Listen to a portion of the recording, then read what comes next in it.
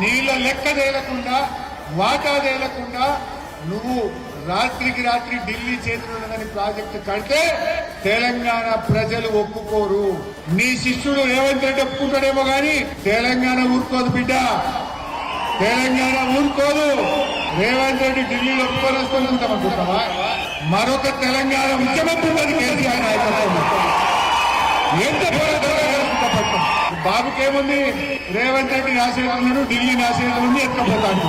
బిడ్డ రేవంత్ రెడ్డి నీ చేతులు ఉన్నాయేమో కానీ తెలంగాణ ఊరుకోదు. మా కాలేజీ చెప్పిండు, మా కాలేజీ చెప్పిండు, ప్రాంతేతరుడు ద్రోహం చేస్తే పొలిమేరల దాకా తరిమి కొట్టు, ప్రాంతంలోనే ద్రోహం చేస్తే ప్రాంతంలోనే పాపం పెట్టు. దానికి సిద్ధమైతే తెలంగాణ. అవసరమైతే మా ఉస్మానియా, మా కాకతీయ, మా శాతవాహన, మా పాలమూరు యూనివర్సిటీలు మరొక్కసారి ఉద్యమ వేదికలైతే పోరాడతాం. తెలంగాణ హక్కులు కాపాడు.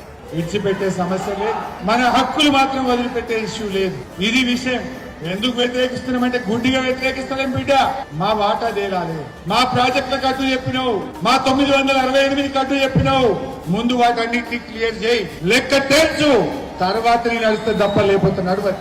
రేవంత్ రెడ్డి తల ఊపినా, రేవంత్ రెడ్డి సంతకం పెట్టినా కేసీఆర్ ఊరుకోడు, తెలంగాణ రైతులు ఊరుకోడు. అవసరమైతే మనమే సుప్రీంకోర్టుకు పోతాం, ఢిల్లీ తలుపు దంతాం. మళ్ళీ ఒకసారి తెలంగాణ ఉద్యమ తరహాలో జాతీయ రహదారులు దిగ్బంధం చేస్తాం, రైలు రోకోలు చేస్తాం, ఢిల్లీ మెడలు వంచుతాం తప్ప ఒక్క చుక్క నీళ్లు తెలంగాణ వదులుకోదు కాక వదులుకోదు అని మనకి